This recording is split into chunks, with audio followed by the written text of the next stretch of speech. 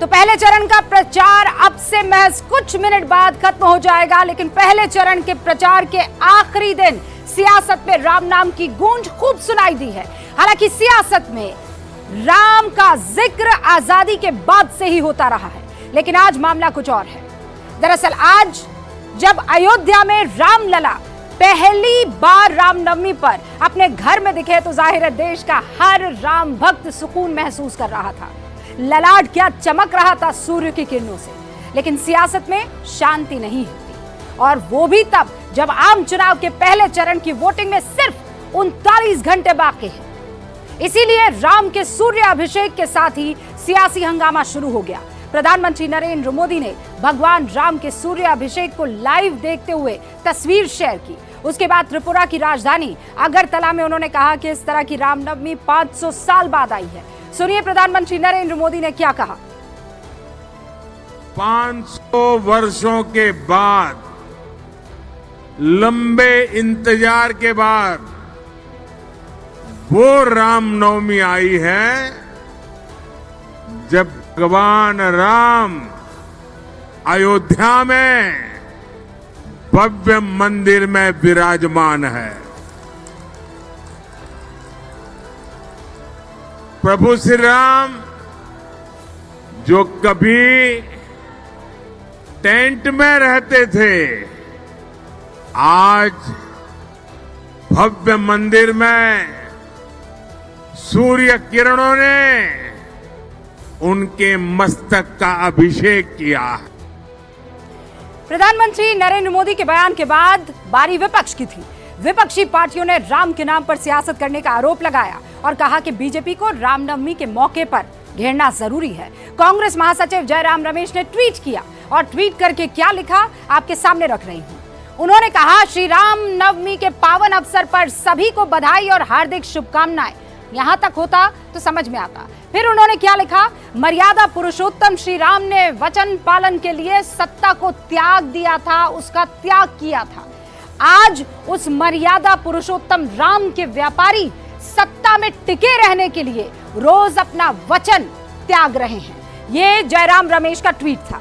उसके बाद आरजेडी प्रवक्ता राज्यसभा सांसद मनोज झा ने राम के नाम पर सियासत करने का आरोप लगाया, बीजेपी को कटघरे में खड़ा किया, पूरी कोशिश की। सुनिए उन्होंने क्या कहा। There is no copyright of BJP on Ramnavami or Maryada Purushottam Ram. I think you all have given that kind of direction. The fact remains, I adore Ram. I worship Ram. But I'll not go and seek a certificate from BJP. BJP की तरफ से भी विपक्षी बयानों पर जबरदस्त पलटवार हुआ। एमपी के पूर्व मुख्यमंत्री शिवराज सिंह चौहान, उन्होंने साफ कर दिया कि राम उनके लिए प्रेरणा है। वो राम का नाम लेने से कभी पीछे नहीं हटेंगे। भगवान श्री राम, मैया सीता, क्योंकि राम हमारे अस्तित्व है, राम हमारे आराध्य हैं, राम भगवान हमारे प्राण हैं, वो भगवान भी है। और भारत की पहचान अगर है तो भगवान श्री राम से है। हमारे रोम रोम में राम रमते हैं, हमारी हर सांस में राम बसते हैं। यानी राम के नाम पर सियासी घमासान से विपक्ष किसी भी विवाद से बचने की कोशिश में है। इसीलिए आज जब उत्तर प्रदेश में राहुल गांधी और अखिलेश ने संयुक्त प्रेस कॉन्फ्रेंस की तो रामनवमी की शुभकामनाओं से उसकी शुरुआत की। लेकिन विपक्ष में अपवाद भी है। बंगाल में ममता रामनवमी पर दंगे की बात कर रही है, विवाद को और बढ़ा रही है। यानी विपक्ष का एक धड़ा जो है वो राम नाम का हथियार बीजेपी को थमाना नहीं चाहता है। ममता अपने बयानों से बीजेपी को बोलने का लेकिन मौका दे रही है। दूसरी तरफ बीजेपी राम को गर्व से, अपने सम्मान से जोड़ने की बात कर रही है। ऐसे में सवाल यह है कि क्या 2024 में भी भगवान राम की सियासत की धुरी देखने को मिल सकती है। और इसीलिए गूंज में आज का मुद्दा है, सियासी मन राम से क्यों घबराए।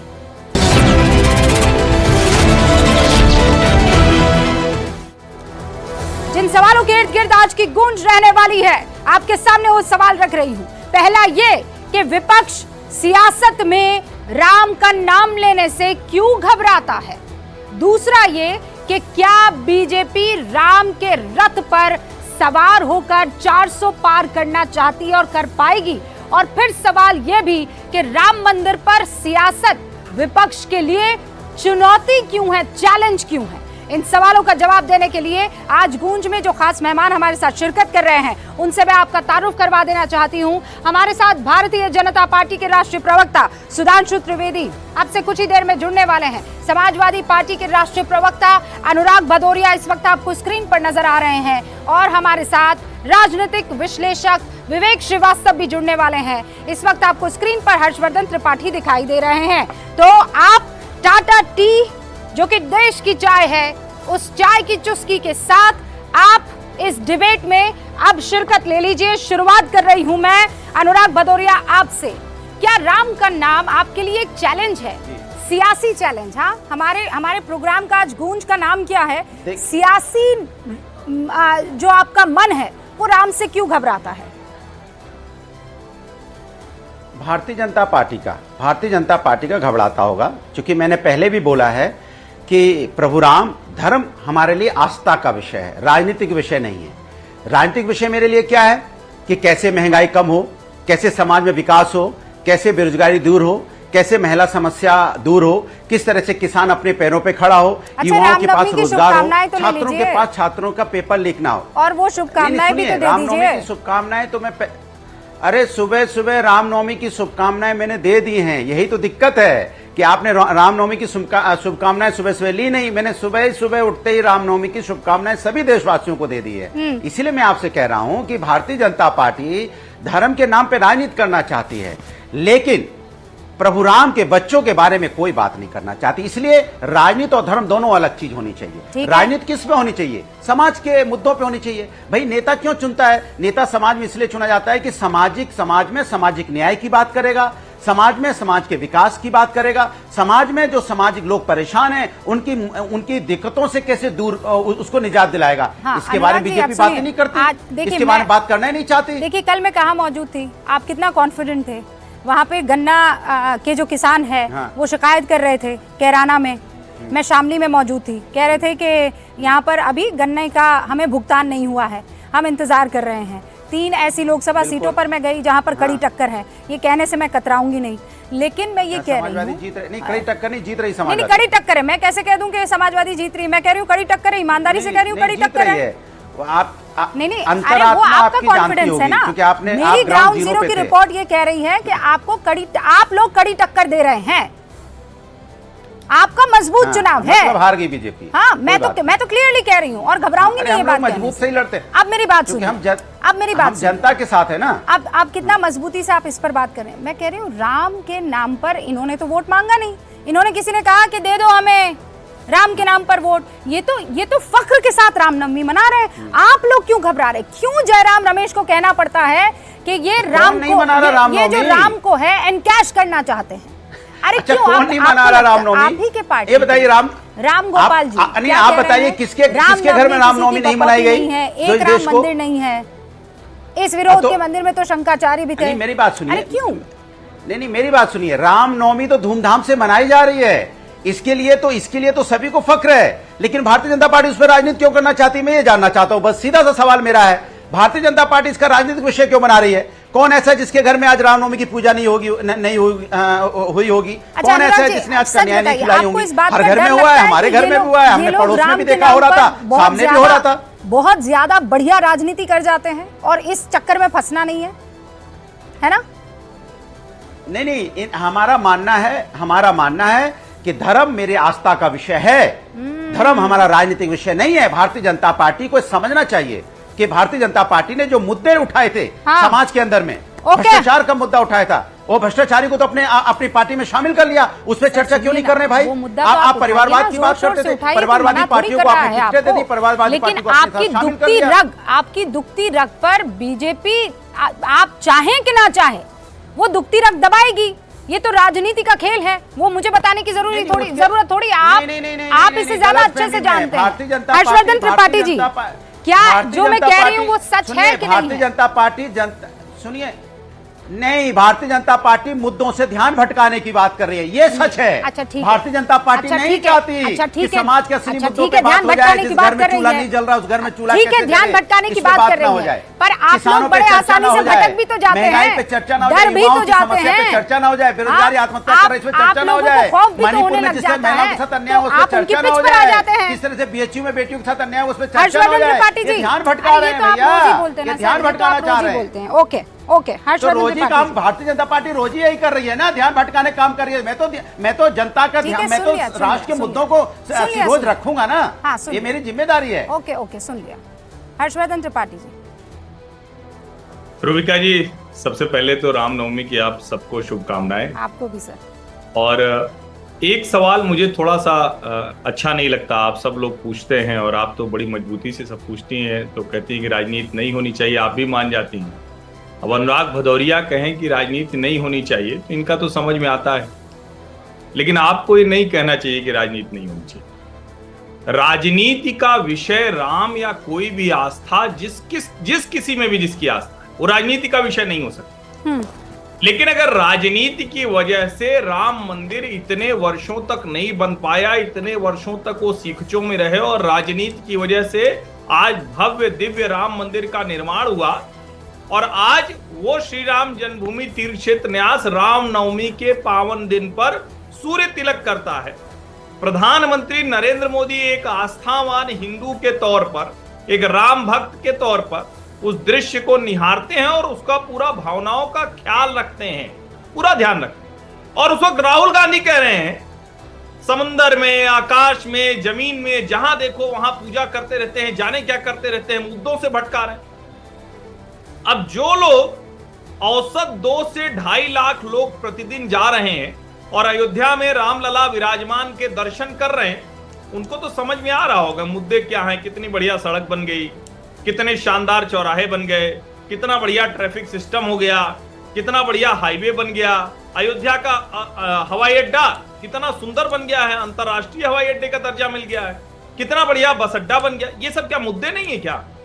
और उस क्षेत्र में जहां मैं बार बार कहता हूं कि एक सड़क ऐसी नहीं थी जिसका फुटपाथ बना हुआ। रूबिका जी, एक सड़क, मैं उसी क्षेत्र का रहने वाला हूं, अवध का ही हूं, एक सड़क नहीं थी, और आज वहां 2-2, 4-4 लेन की, 6-6 लेन की सड़क है। ये मुद्दा नहीं।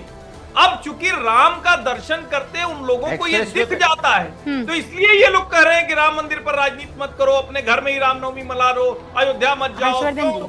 पहले चरण में कुछ 35 सीटें ऐसी है, कुछ 35 सीटें ऐसी है जहां पर बीजेपी कमजोर थी, और भव्य राम मंदिर बन जाने के बाद, चूंकि आप कह रहे हैं कि क्यों राजनीति नहीं होनी चाहिए, प्रभु राम का अगर इतना काम हुआ है, प्राण प्रतिष्ठा हुई है, वहां सड़कें बनी हैं, एयरपोर्ट बना है, वहां पर डेवलपमेंट हुआ है, तो फिर उस पर इतराना चाहिए, और इतराने को अगर राजनीति कहा जाए तो हो जाए फिर राजनीति। तो क्या वो 35 सीटों को राम के नाम पर जीतने की कवायद है? मतलब रामनवमी जिस बड़े लेवल पर बनाया जा रहा है, क्योंकि विपक्ष ये कह भी रहा है। देखिए रूबिका जी, मेरा ये मानना है कि भारतीय जनता पार्टी को भी पता है कि सिर्फ राम नाम ले लेंगे, राम मंदिर की बात कर लेंगे, इससे कुछ नहीं होने वाला। भारतीय जनता पार्टी की पूर्ण बहुमत की उत्तर प्रदेश की सरकार असंवैधानिक तरीके से गिरा दी गई थी, साथ में और 3 राज्यों की सरकारों को गिरा दिया गया। उसके बाद बड़ा संघर्ष करके वो सरकार में आए। उनको पता है कि ये सारी चीजें उसके इर्द गिर्द चलेंगी, लेकिन राम आस्था का विषय है। राम मंदिर की वजह से पूरे यूपी की और पूरे देश की दरिद्रता थी, मैं तो कह रहा हूं। आज अगर वहां समृद्धि दिख रही है और उस समृद्धि में भारतीय जनता पार्टी का राजनीतिक योगदान है, तो उसका लाभ वो क्यों नहीं लेना चाहेंगे? 35 सीटें क्या 80 सीटों पर क्यों नहीं चाहेंगे? आप बताइए। बिल्कुल चाहेंगे, और लोग देख भी रहे हैं। त्रिवेदी जी भी हमारे साथ जुड़ चुके हैं, भारतीय जनता पार्टी के राष्ट्रीय प्रवक्ता, और विवेक जी भी यहाँ पर आपको स्क्रीन पर नजर आ रहे हैं। सुधांशु जी, मैं आपके पास आऊं उससे पहले विवेक जी, 500 साल बाद सूर्य अभिषेक, प्रभु राम की ललाट पर जब वो चमकती हुई सूर्य की किरणें पड़ी हैं, ऐसा कहा जा रहा है कि लाखों लाखों हिंदुओं को सुकून मिला है, और उस सुकून से अगर वो कनेक्ट कर रहे हैं बीजेपी से, तो डर किस बात का है? नहीं, किसी बात का कोई डर नहीं है। डर इसी बात का है कि आप कॉन्स्टिट्यूशन को खत्म कर देंगे, और जो गलतियां पड़ोसी मुल्क पाकिस्तान ने करी, जब 70 के दशक में रिपब्लिक ऑफ पाकिस्तान को इस्लामिक रिपब्लिक ऑफ पाकिस्तान घोषित कर दिया गया। अब विवेक जहां जी भी पूरी भारतीय बात जनता कह रहे हैं, तब पार्टी तक अरविंद केजरीवाल का 2019 से पहले वाला वो बयान प्लीज निकलवा के रखिए ना, जिसमें कह रहे थे संविधान खत्म हो जाएगा। हाँ, तब तक आप बात पूरी कीजिए अपनी। जी तो हाँ। हमारा ये कहना है, देखिए बड़ी कॉन्ट्रडिक्टरी बातें हर्षवर्धन त्रिपाठी जी ने कही। पहले कहते साहब कि यहाँ पे रोड ही नहीं थी, यहाँ डेवलपमेंट ही नहीं था। तो आप भाई, केंद्र में भी आप ही की सरकार और राज्य में भी भारतीय जनता पार्टी की सरकार, तो क्या आपकी सरकार डेवलपमेंट नहीं करती है? दूसरी बात, अब क्या डेवलपमेंट करने के लिए, रोड बनाने के लिए, एयरपोर्ट लाने के लिए, रेलवे स्टेशन लाने के लिए क्या मंदिर, मस्जिद, चर्च, गुरुद्वारे ये बनेंगे तभी ये होगा? क्या इसके बिना जो हमारे देश की सरकारें हैं, इनका काम नहीं है डेवलपमेंट करना? और किस एम्प्लॉयमेंट की आप बात करते हैं? क्या एक मंदिर के बन जाने से वहां पे सॉफ्टवेयर इंजीनियर्स नौकरी करेंगे? कौन नौकरी करेगा? किस तरह की एम्प्लॉयमेंट है? बड़े सारे डिबेटेबल इश्यूज हैं।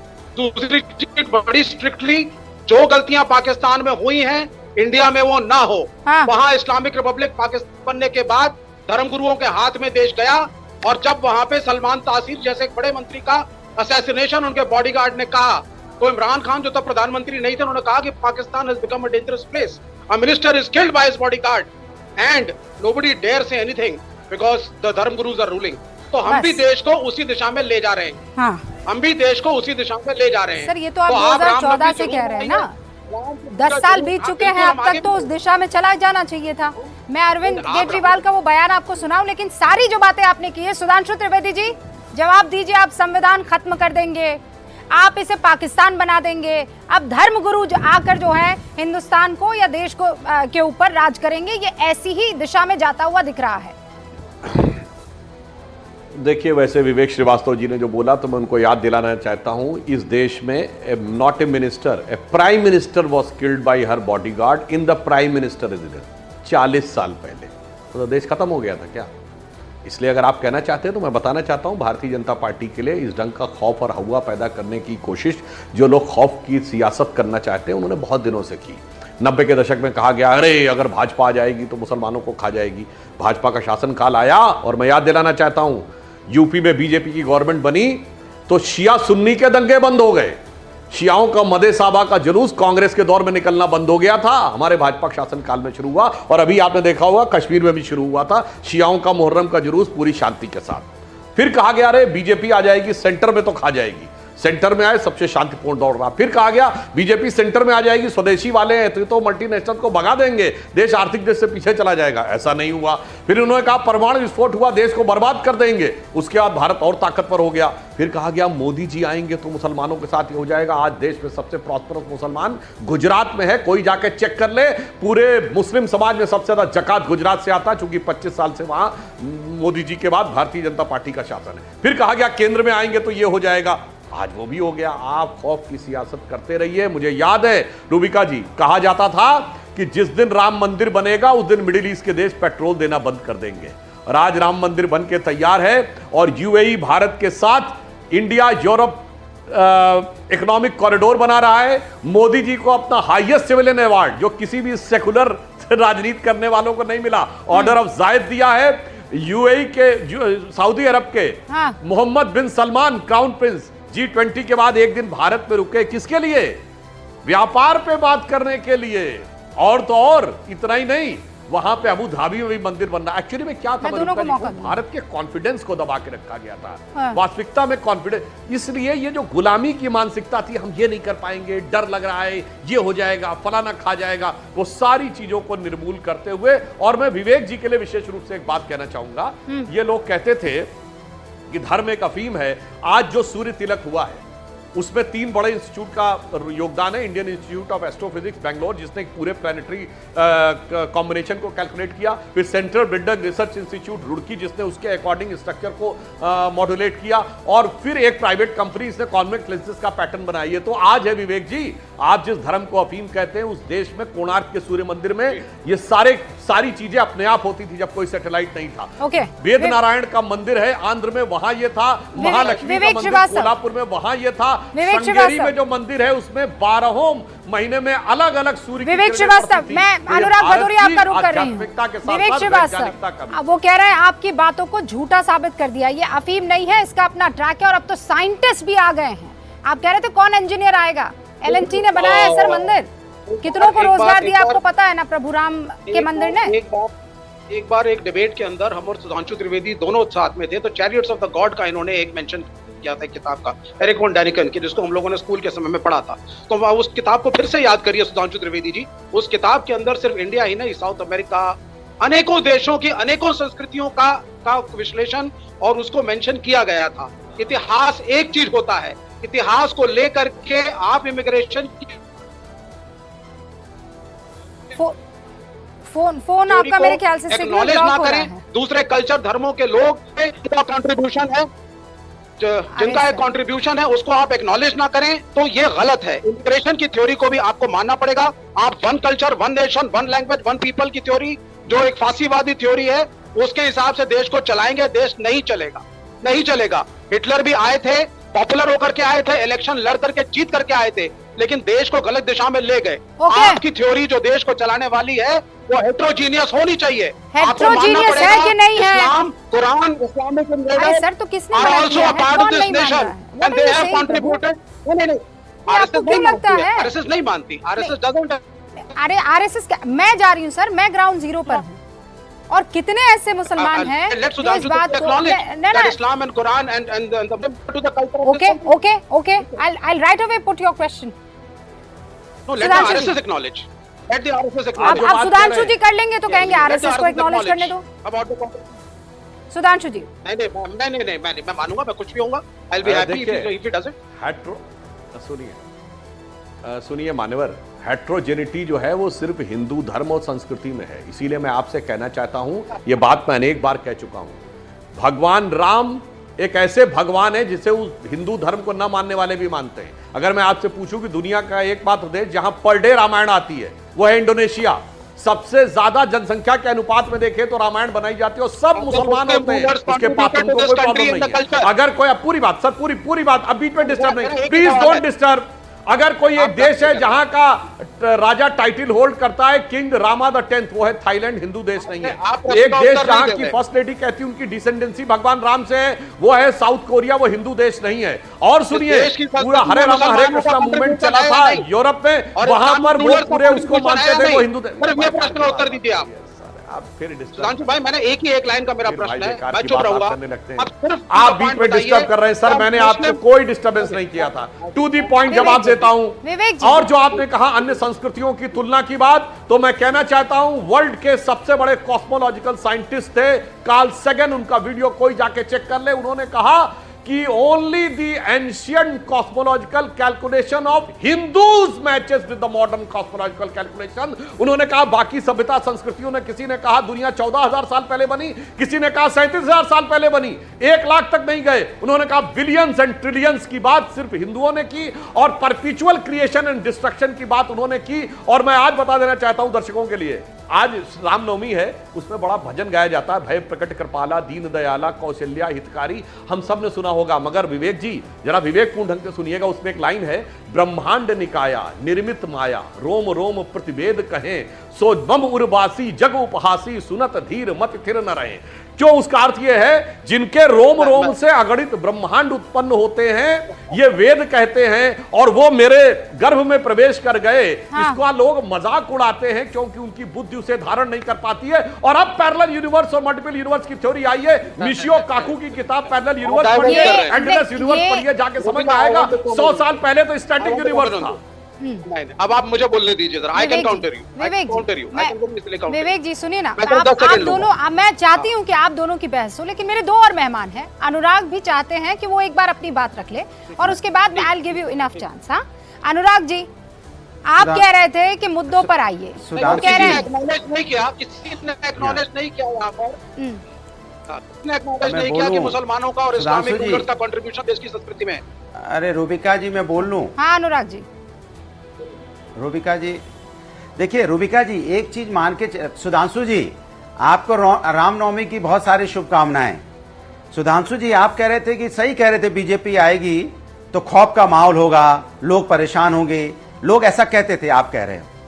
तो क्या गलत लोगों ने कहा था? आप आए, आपने भ्रष्टाचार बढ़ा दिया, तो लोग क्या गलत कह रहे थे? बीजेपी आएगी भ्रष्टाचार बढ़ेगा, बढ़ा ना। इलेक्टोरल बॉन्ड के माध्यम से आपने वसूली शुरू कर दी, क्या गलत कहा था लोगों ने? 70 साल करते थे आप, कांग्रेस विपक्ष की सरकारें 70 साल थी, 70 साल में वो जितना नहीं ले पाए इलेक्ट्रल बॉन्ड के माध्यम से, आपने मात्र 10 साल में 6,000 करोड़ रुपया ले लिया। बताइए, आप गलत कह रहा हूं तो। आप कहते थे क्यों नहीं लोग डरेंगे, आपने आके नोटबंदी कर दी। नोटबंदी में क्या हुआ?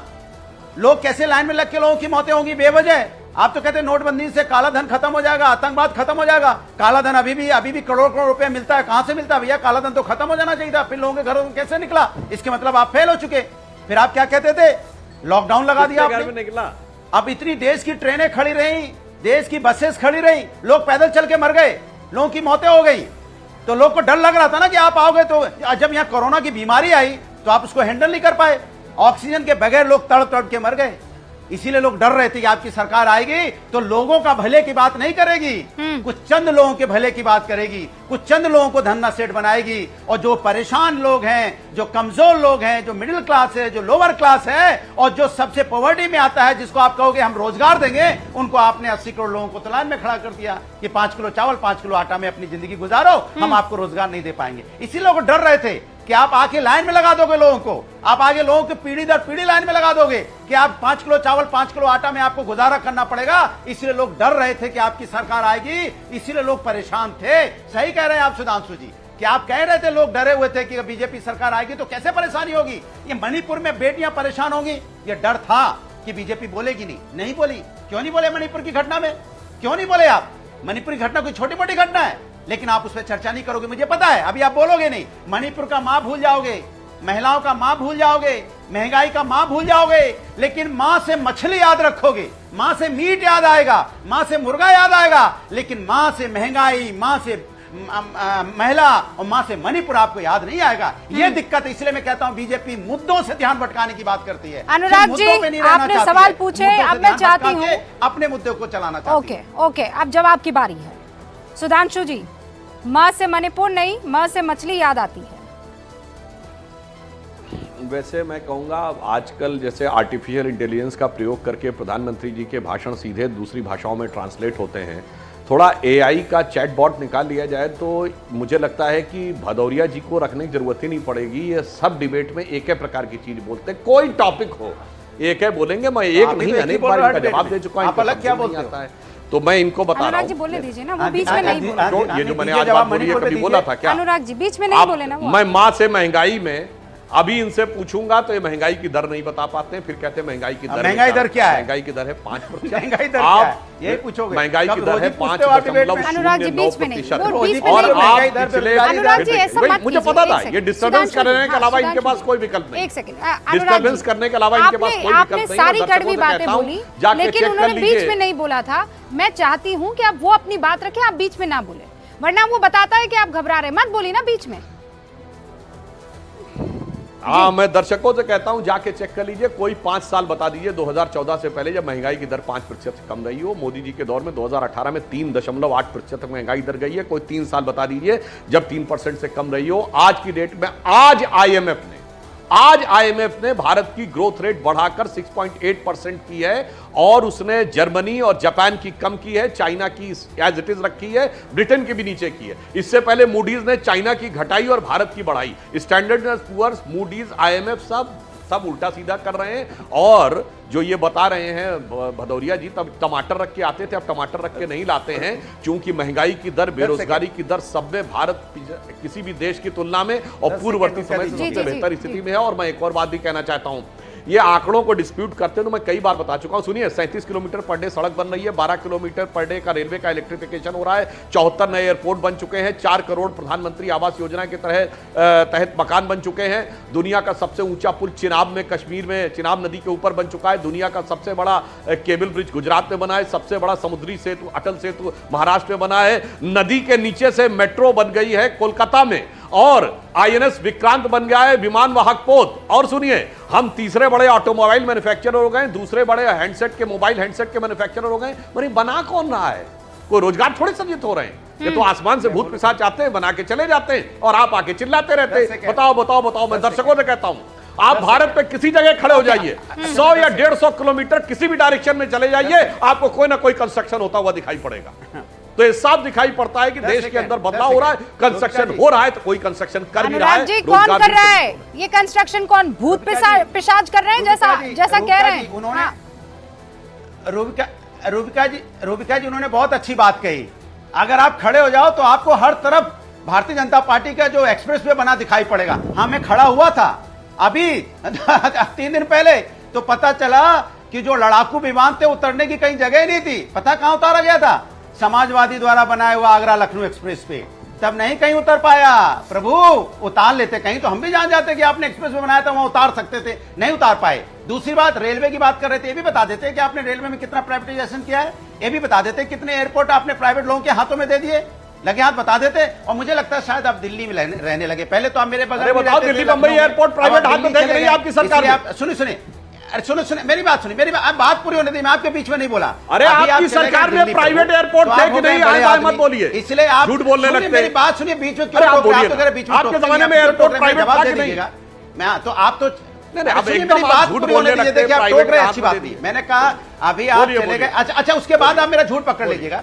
नहीं, आप चले गए दिल्ली, आप हो गए बड़े आदमी। पहले यहाँ पे इंदिरा नगर में रहते थे तो आप बाजार जाते थे तो आपको पता चलता था कि दाल क्या भाव बिक रही है।